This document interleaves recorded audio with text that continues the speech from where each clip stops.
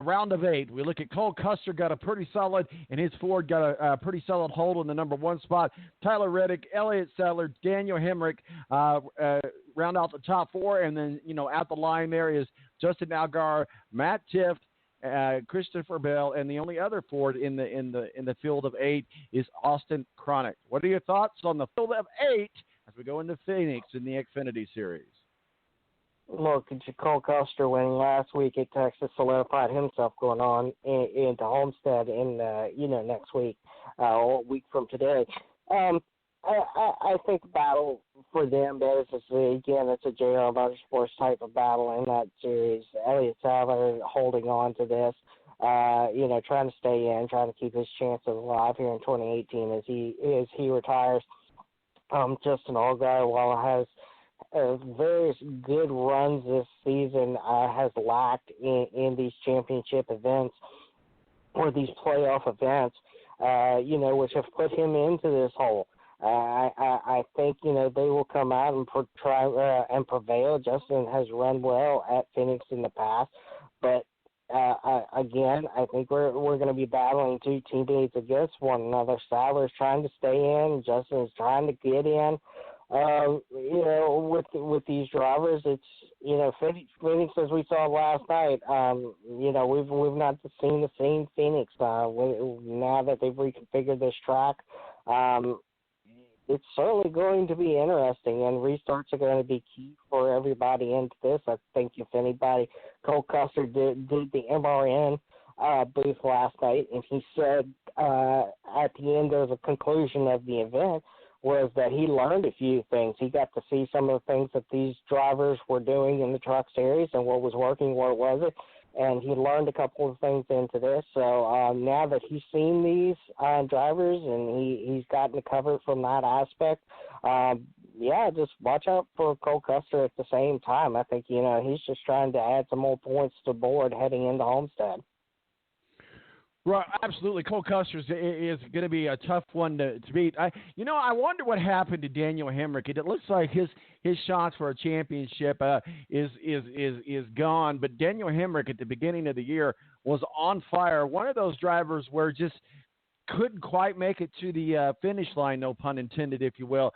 Daniel Hemrick, obviously behind Elliott Sadler, as you mentioned, going to be retiring. It'd be a great opportunity for him to get up there if he could do that for his final season. But certainly Elliott Sadler had a great career, and it's, as he talked about at the Indianapolis Motor Speedway that we talked with him about, that it's just time for him to hang it up for family reasons. But Daniel Hemrick just seems like he became uninspired here in the last half, or does it just feel that way? Richard Childress Racing, if you go back and look over the evolution of Richard Childress Racing, you look at both their program in the Cup Series and their program in the Xfinity Series, they have not competed as well as we've seen Richard Childress Racing as a whole. And that goes to Ryan Newman, too. That goes to Daniel Hemrick. That goes against the entire program over at RCR. At one time, and back in their heyday, them and Hendrick Motorsports, they were the ones that they went out there and you had to beat them every single week. However, I think, to be honest with you, this Camaro body has, and I mean, we're seeing the same thing out of Hendrick too right now. The Camaro body that are on these, and it kind of alludes back to what I was talking about earlier, these bodies have not been able to compete. They've not been able to compete and match up head-to-head against either the Toyotas or the Fords that are in the field. Next year, when the Mustang comes into the Cup Series, the Chevrolets are going to be at a disadvantage yet again. Unless they make some drastic changes.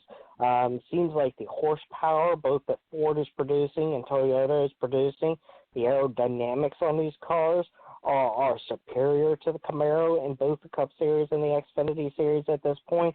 And I think that goes to the point of why Richard Childress Racing, and even to some degree where we saw Hendrick Motorsports, they're not necessarily at the top of their game these days either. Both teams run well. Both teams are run solidly in top 15, top 20, top 10s on a week-to-week basis.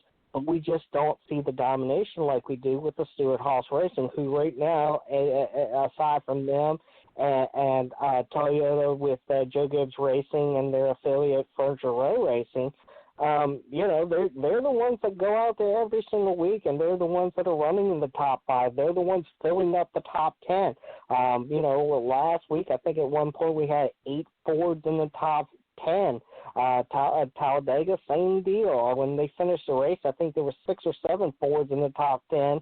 3 Toyotas and maybe 1 Chevrolet. So, I mean, the breakdowns right now between the manufacturing, disparity between them, I don't think it so much goes to the driver, because I think the driver is just as hungry to go out there and win these races and perform well and be in the top 3, top 5, top 10.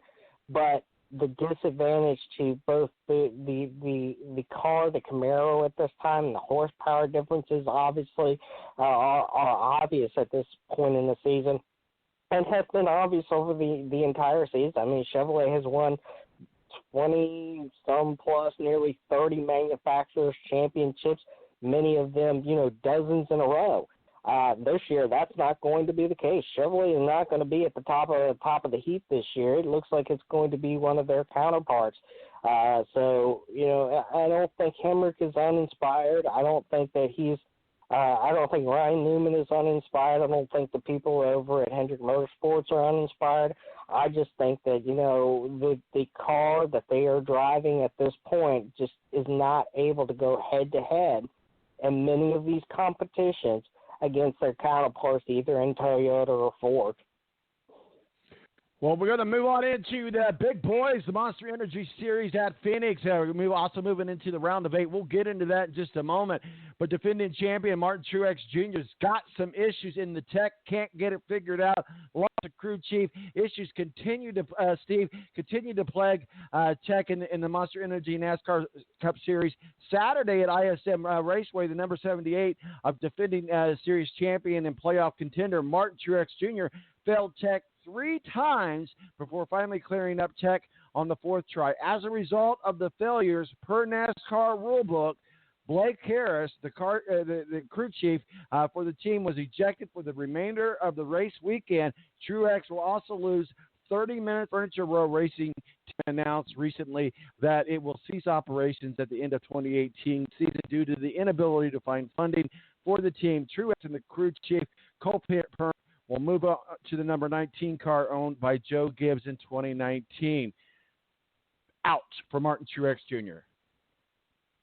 Yeah, Martin Truex Jr., they were already in a hole to begin with. They've just been able to keep it just above the cut line some way, somehow. And throw on top of not only that, but Kevin Harvick is now only 3 points above the cut line after they were hit with penalties following their win at Texas Motor Speedway when the spoiler was found to be 0.02 of an inch off of compliance. So they took points away there. His automatic bid to Homestead was negated. And you throw these 2 drivers into it, and it's just not Martin Truex Jr., it's not Kevin Harvick. We've seen a lot of teams this year that NASCAR continues to crack down. They continue to look at things that, these teams are doing. For example, we've just seen in the past couple of years of the teams flaring out the sides on the cars. We've seen teams that when the crew goes over the wall, that the tire changer or the jackman will put his knee into the door to change the aerodynamics on the doors. NASCAR has caught a lot of this stuff and is continuing to catch things.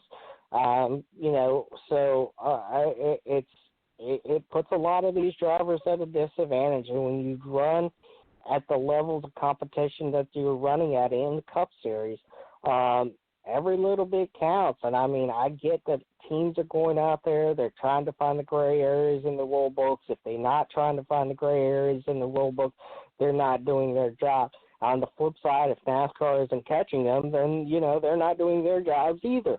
So I think this is we're just going to see these penalties begin to increase. We've heard teams ask for these penalties to continue to be found and increase and be levied against the teams. And you're seeing, you're seeing teams going out there and doing what they have to do, but at the same time they're getting caught at the same time. So Martin Truex Jr., yeah, he's gonna have a tough road come tomorrow. He's gonna have to start at the back of the field. Kevin Harvick, for his efforts and his loss of Homestead automatic bid points and being 3 points above the cut line, well, he's going to start on the pole tomorrow, right over Chase Elliott. So look for him. He's been a driver that in the past that he's had to come to Phoenix to win and get into Homestead. Started from the pole, and guess what? The last time he started from the pole at Phoenix in 2015, he won that race. Well, we got just a few more things here, but before we got to wrap it up and put a bow on it, Joey Logano got a solid lead in the number one slot in his number in the Ford car. Kyle Busch, Martin Truex Jr., as we just talked about, Kevin Harvick, and then below the line, Kurt Busch, Chase Elliott, Eric Armadella. I always have a problem with that name. And Clint Boyer. The round of 8 as we go into Phoenix. Joey Logano looking good. Yeah, I mean he's looked pretty good this past weekend. They've had some speed. They've continuously done well on these intermediate style racetracks. I think he's gonna have some competition where he's going to be part of this competition bid. This is a story that we're going to tell tomorrow afternoon. I think he'll just tangle right up in there with Chase Elliott, who is also fastest. Also fastest in the first round, second round of qualifying yesterday afternoon, and then Kevin Harvick obviously on the pole. So between those three, you may see somebody enter into this like, excuse me, I'm getting congested, like Denny Hamlin. He's come to this event in the past and won this event. But I think Fords are going to prevail at this point. Fords seem to be at the top of the chain. The Penske Racing guys of Joey Logano seems to be the one that he's leading the banner for them, slightly over Brad Keselowski and Ryan Blaney. Excuse me. I'm congested. I feel you, bro. And, I've been going through the... Go ahead. So for those guys, Logano is looking to win. He's looking to go to Homestead and win a championship down there. Will his fight? He may have a fight on his hands once he gets to Homestead, just because of he's irritated a few drivers out there in the field these past couple weeks and couple of months. Could they get him back this weekend at Phoenix? Maybe, but I think they're going to make it tough for him next week at Homestead, regardless of the fact, and no matter how fast he is. Well, we're going to let you take care of that congestion. I've been dealing with it all week myself, and even on the show last week. It's something going around. It's that time of year. But certainly, where can people find your work and your masterpieces, sir? You can follow us at Speedway Digest on Twitter and speedwaydigest.com. Look forward to it, buddy. You have yourself a good weekend. Get yourself feeling better. Thanks a lot. You take care. Steve Wilson of Speedway Digest, editor-in-chief of Speedway Digest. Like he's going through the same thing that I've been going through. I want you to take just a moment here real quickly, and we're going to get this up on Facebook. Some of you may be familiar with No Shave November. Myself and the balance of what we're doing is No Shave November to raise money for testicular cancer, which is a huge undetected thing with young men. And, my son, a quick story, my son went through that recently, and he had some surgery, and we had to have that removed. So when you see when we see us post that Mo Shave November, just go on there, click. Every little bit helps.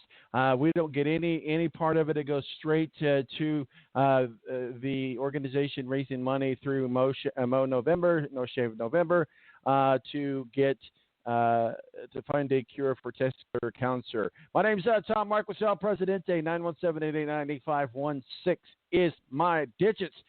We'll be right back with hopefully Ed Kratz. We're standing